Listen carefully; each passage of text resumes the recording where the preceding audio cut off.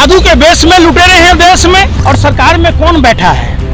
वो देशद्रोही लोग बैठे हैं जिनके बाप दादा गोरे अंग्रेजों की दलाली और मुखबरी करते थे। उस घोटाले में अन्ना हजारे आया, गांधी के विचारों पर चलने की बात कह रहा था और Z+ सुरक्षा लेकर रालेगांव सिद्धि में वो दलाल, वो सत्ता का भरवा चुप और मौन हो गया, मानो वो गूंगा और बहरा हो गया। काम छोड़ो, योग करो, काम छोड़ो, योग करो, और खुद ही योग को छोड़कर काम करने लग गया। आप अभी किसी से आए हो? बाइक से आए। आप कार खरीद लो, एक किडनी बेच लो, आपका विकास होगा? तो लेकिन विकास में आप तो शराबी और बेवरे की तरह बात कर रहे, नशेड़ी प्रधानमंत्री की तरह बात कर रहे। देश में ये चुनाव का नशा करते हैं प्रधानमंत्री, सिर्फ चुनाव प्रचार करना आता है इनको। दिन में सूरज, रात में तारे नजर आते हैं। जो भाजपा को वोट देते हैं वो महापागल होते हैं। ये गोबर को च्यवनप्राश समझ के खाते हैं। गोबर में ड्राई फ्रूट डाल दोगे, मावा डाल दोगे, घी डालोगे, शक्कर डालोगे तो गोबर का हलवा बनेगा। जो आदमी 2 करोड़ रोजगार के नाम पर देश भर में घूम घूम कर भौंक रहा था, आज वो क्यों नहीं बेरोजगार का बौ बोल पाता? जो आदमी महंगाई के नाम पर भौंक रहा था, वो आदमी महंगाई का मौ नहीं बोल पाता। जो चाइना में घुसकर मारने की बात कह रहा था, 1 सर के बदले में 10 सर लाने की बात कह रहा था। नमस्कार, स्वागत है हमारे चैनल में। और हमारे साथ आज मौजूद हैं पंकज श्रीवास्तव जी। पंकज श्रीवास्तव जी वो इंसान हैं जो आपकी और हमारी आवाज़ उठाते हैं। महंगाई हो, बेरोजगारी हो या करप्शन हो, देश में बढ़ती करप्शन, ऐसे कहा जा रहा है कि करप्शन मिट गई है, लेकिन वो खैर पंकज भाई बताएंगे कि करप्शन है या नहीं है।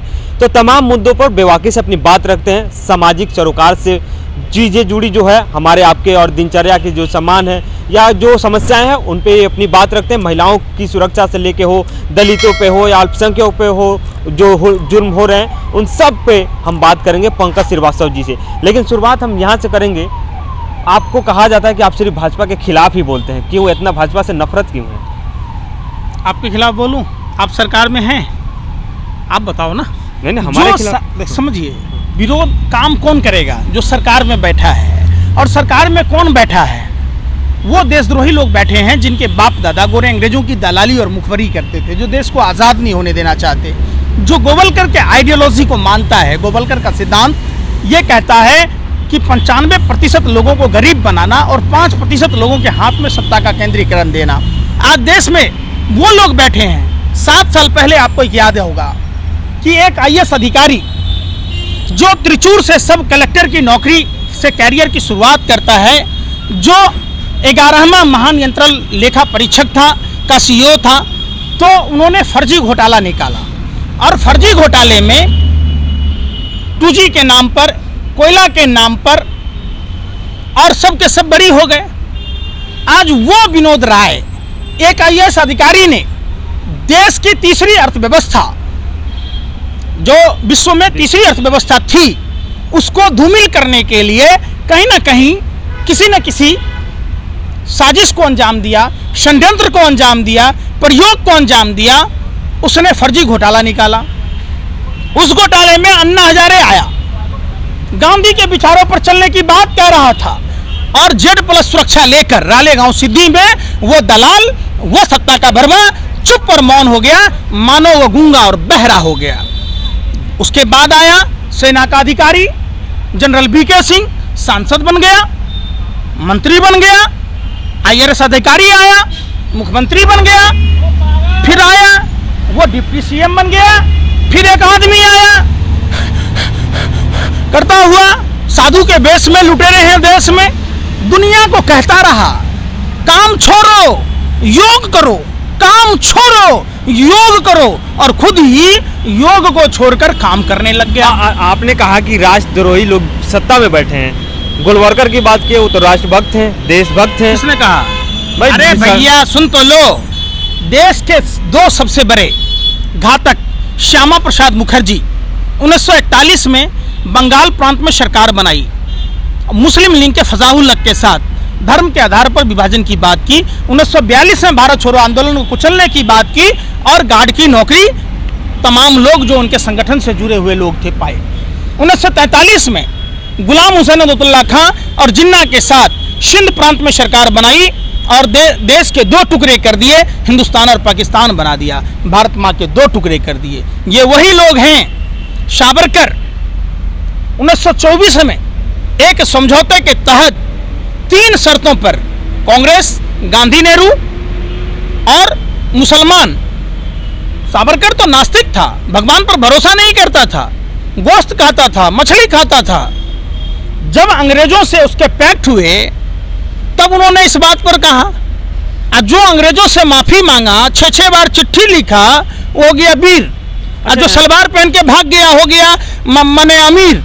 जो 10 लाख का सूट 5 लाख का बूट पहने हो गया फकर फकीर। वाह रे वाह। आप गांधी और नेहरू का नाम लिए तो मुझे एक बात याद आ गई कि उत्तर प्रदेश में एक भाजपा की प्रवक्ता थी, उन्होंने कहा कि देश तो पहली बात 90 साल के लीज पे है, और जब उस समय गांधी और नेहरू ने ब्रिटिश क्राउन की शपथ ली थी। देखिए, ये वो लोग हैं, श्यामा प्रसाद मुखर्जी को सरकार में मंत्री बनाया नेहरू जी ने, जबकि वो आज़ादी के विरोधी थे। इस पे क्या कहेंगे जो भाजपा की? अरे उनको पढ़ा ही नहीं है ना भैया, ये लोगों को ज्ञान होता। अगर आपको अभी कहे लोग कि जलेबी बनाओ, बनाओगे? नहीं बनाओगे। आपको बोले हलवा बनाओ, बनाओगे? तो नहीं आता ना, नहीं आता। नहीं तो देश की आज़ादी के समय इनके बाप दादाओं का योगदान नहीं था। ये लोग देशद्रोही लोग थे, ये अंग्रेजों की गुलामी करने वाले लोग थे। जब नेताजी सुभाष चंद्र बोस ने आज़ाद हिंद फौज का गठन किया तो ये महारानी विक्टोरिया को सलामी ठोक रहे थे। सरदार पटेल ने आरएसएस में बैन लगाई थी, आपको भी पता होगा ना। तो इनको देश की आज़ादी से और देश से क्या लेना देना है? ये लोग देश के गद्दार लोग थे। आपने देखा कि देश को कहां ढकेला जा रहा है। एक प्रधानमंत्री, जब आप बस में चलते हैं, बस की सीट फट जाए, बस का सीट टूट जाए तो आप पर जुर्माना, देश बेचने वालों पर कोई जुर्माना नहीं। वो तो देश सेवा कर रहे हैं। आप देश बेच कहाँ रहे हैं? बचा रहे हैं भाई। देश इतने दिन से कमजोर हाथों में, आप मजबूत में हाथ। आप अभी किसी से आए हो? बाइक से आए हैं। आप कार खरीद लो, एक किडनी बेच लो, आपका विकास होगा? तो लेकिन विकास में आप तो शराबी और बेवरे की तरह बात कर रहे, नशेड़ी प्रधानमंत्री की तरह बात कर रहे। देश में ये चुनाव का नशा करते हैं प्रधानमंत्री, सिर्फ चुनाव प्रचार करना आता है इनको, रैली करने आती है, सभा करने आती है। प्रधानमंत्री को देश में कैसे संस्था बनेगी, कैसे देश का युवा डेवलप करेगा, कैसे देश का किसान, कैसे देश की खेती उन्नत होगी, इस पर बात नहीं होती। कैसे बच्चे शिक्षित, अरे भैया तो कैसी बात कर रहे हैं? अभी जस्ट गए हैं वहाँ पे G20 सम्मेलन में, क्या हो जाएगा वहाँ पे जाके? अरे सुन तो लो भैया, अरे भैया सुनो, आप एंकरिंग करते हो ना, हाँ। आप जो कमाते हो अपने घर में भाभी जी को नहीं दोगे तो आपके घर में क्या होगा? भुखमरी का आलम हो जाएगा। तो आप पड़ोसी को क्यों नहीं दे देते कि घर में रखते? जब देश का पैसा देश के बाहर जाके खर्च करोगे तो देश का खजाना खाली होगा ना। तो प्रधानमंत्री को देश में नहीं आना चाहिए कि जंतर मंतर पर छात्र बैठे हुए हैं। आप ये बताओ कि देश में विपक्ष का देना है ना, विपक्ष बैठा रहा है इनको। कौन बैठा रहा? विपक्ष बैठा रहा है, भरमा के लोगों को। शर्म नहीं है आप लोगों को? अरे थोड़ी सी भी शर्म हया नाम की चीज है कि नहीं है? सो बताओ ना। अरे आप लोगों का तो स्तर इतना गिर गया जितना झुमका नहीं गिरा बरेली के बाजार में। ये वो बच्चे बैठे हुए हैं जो 2018 में सरकार ने वैकेंसी निकाली थी 60,210 पदों की, जो भारत माँ की सेवा करना चाहते, जो सरहदों की रक्षा करना चाहते, वो बच्चों का एग्जाम निकाला गया था और 54,995 बच्चे उत्तीर्ण हुए थे। फिजिकल में, रिटन में, मेडिकल में ये देश के खातिर वर्दी मांग रहे और सरकार इनको अर्थी दे रही है। 2 करोड़ रोजगार तो मिल गया आपको साल में? अरे आपको मिला कहीं? सरकार ने वादा तो किया था ना। जो आदमी 2 करोड़ रोजगार के नाम पर देश भर में घूम घूम कर भौंक रहा था, आज वो क्यों नहीं बेरोजगार का बौ बोल पाता? जो आदमी महंगाई के नाम पर भौंक रहा था वो आदमी महंगाई का मौ नहीं बोल पाता। जो चाइना में घुसकर मारने की बात कह रहा था, 1 सर के बदले में 10 सर लाने की बात कह रहा था, जो आदमी, आप समझिए, महंगाई है, महंगाई, फ्री में राशन मिल रहा है, फ्री में वैक्सीन मिला, उसके बाद में आपका इनकम भी तो बढ़ रहा है ना। कहाँ बढ़ रहा है? सैलरी बढ़ रहा है। अरे आपकी सैलरी कितनी है आज? अरे हमारी सैलरी, सर पूछ रहा हूँ, फिर सरकारी मंत्री बोल रहे हैं कि सैलरी बढ़ रहा है तो महंगाई बढ़ेगा ही। तो सुनिए, दिन में सूरज, रात में तारे नजर आते हैं। जो भाजपा को वोट देते हैं वो महापागल होते हैं। ये गोबर को च्यवनप्राश समझ के खाते हैं। गोबर में ड्राई फ्रूट डाल दोगे, मावा डाल दोगे, घी डालोगे, शक्कर डालोगे तो गोबर का हलवा बनेगा। फिर लेकिन आपकी सैलरी कितनी भरी, मैं पूछ रहा हूँ। गोबर, ये तो गोबर को च्यवनप्राश समझ के खाने वाले लोग हैं, ये गौमूत्र कोमरी समझ के पीने वाले लोग हैं, जिनकी सैलरी 15,000 थी, आज 7,000 से 8,000 पर नौकरी करने को विवश है। महंगाई चरम पर है, लोगों के रोजगार नहीं है, भुखमरी की समस्या है। जो पेट्रोल डीजल 60 से 70 रुपए में मिलता था आज 100 के पार कर गया। जो गैस सिलेंडर 400 रुपए की मिलती थी वो 1000 के करीब पहुंच गया। तो आपको नहीं दिख रहा? अच्छा, चीन का भी आप नाम लिए, मंत्रालय से बयान आता है कि चीन ना अंदर आया था, झूठ मूठ की अफवाह है। और कल मैं एक चैनल देख रहा था, उसमें शी जिनपिंग को हमारे एंकर ढूंढ रही थी कि कहाँ है शी जिनपिंग। शी जिनपिंग अपने राष्ट्र में है, प्रधानमंत्री के साथ झूला झूल रहा था। आप पूछो ना उस एंकर से कि भाई तुम कहाँ हो, जब उत्तराखंड में आकर 5 किलोमीटर अंदर घुसकर चाइना की सेना ने पुल तोड़ दिए, जब तापिर गांव ने लोकसभा में अंतरात्मा की आवाज पर बयान दिया था कि अरुणाचल में गांव बसा लिया, तब तुम कहाँ थे? अगर तापिर गांव के अंतरात्मा की आवाज को सुना होता ये दम्भी अहंकारी सरकार, तो आज अरुणाचल का ये हाल नहीं होता, सिक्किम का नहीं होता, लेह लद्दाख का नहीं होता। तो आप उस पर बात ही नहीं करते। त्रिपुरा के बारे में क्या कहेंगे? त्रिपुरा जो आज लगभग 10 दिनों से वहाँ से हिंसा की खबरें आ रही है। तो विश्व हिंदू परिषद, हिंदू जागरण मंच, बजरंग दल और आरएसएस पर बैन लगाया जाना चाहिए। ये लोग उस समय कहाँ होते हैं जब खोरी गांव में 40 मंदिर तोड़ दिए गए, जब हिंदू समाज की बिटिया के साथ में दिल्ली कैंट में बलात्कार होता है, वो हिंदू समाज की महिला के साथ जब साड़ी खोल लिया गया चुनी हुई महिला प्रतिनिधि के साथ, जब अमरोहा में युवती के साथ 15 साल की युवती के साथ बलात्कार हुआ और मोनू मिश्रा धमकाता रहा, जब नहीं मानी तो उसकी हत्या कर दी गई, पैर से लटका दिए गए। तब हिंदू जागरण मंच, विश्व हिंदू परिषद के लोग कहां होते हैं जब त्रिलोकपुरी में होता है, नरेला में होता है। ऐसा कोई दिन नहीं जो उत्तर प्रदेश में नहीं घटनाएं घटती, तब कहां होते?